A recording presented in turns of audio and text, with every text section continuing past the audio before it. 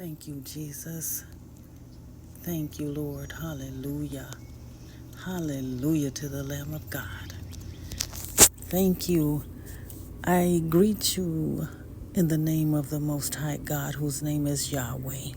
My name is Rhonda, and I'm coming to you from the gift of the Ruach Ministries.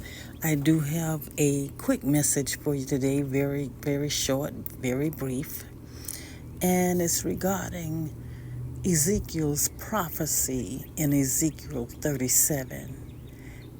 Dry bones come alive. Dry bones come alive. Father, we thank you right now for your presence. I thank you, Lord God, for clarity in your message. I thank you that you shall present this message in a way that will be understood by all who hear it. I thank you for sending it to the right ears and it that shall be received. And I thank you, Father, for raising up your people at a time such as this. For surely your glory is arisen upon us. Thank you, Father. In the name of Jesus, we do pray. Amen. Saints, we are in a time where the dry bones are being raised to life. Yahweh asks Ezekiel, can these dry bones live? And Ezekiel 37 tells the story. The dry bones in Ezekiel's prophecy represents Israel, and Israel is rising up.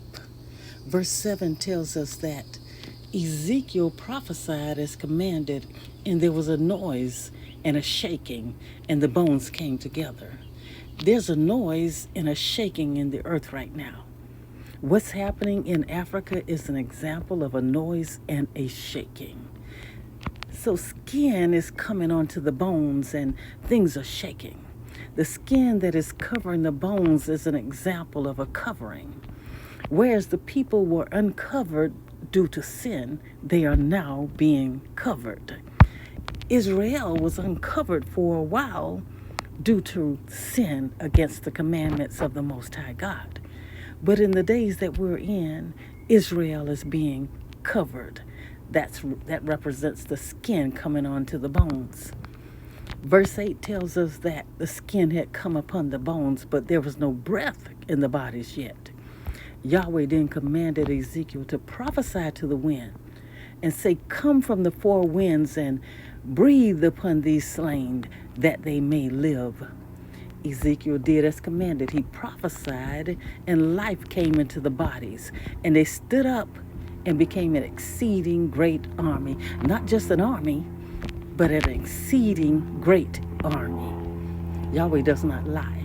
He told Israel that he would not always be angry with them.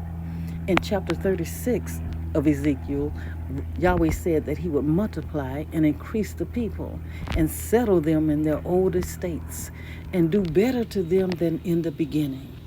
In the beginning, Israel was blessed until they continually sinned before the Father. Sin brought the curses against the people for an appointed time of 400 plus years. Afterwards, Israel was destined to breathe again. In verse 12, the next prophecy told Israel through the prophet Ezekiel that he will open the graves and bring the people into their land of Israel. Israel has been dead and dry for a long time. But like I expressed in a previous message entitled, Israel, your warfare has ended, that doesn't mean that life will be easy now, that the breath has returned. Nothing's new under the sun. Just as it was before with Israel in the land of Egypt, it is now. Pharaoh doesn't want to let the people go. But God Almighty cannot and will not lie. If he said it, it is so. Yahweh's spirit left Israel for a while because of sin, but he always leaves a remnant among the people.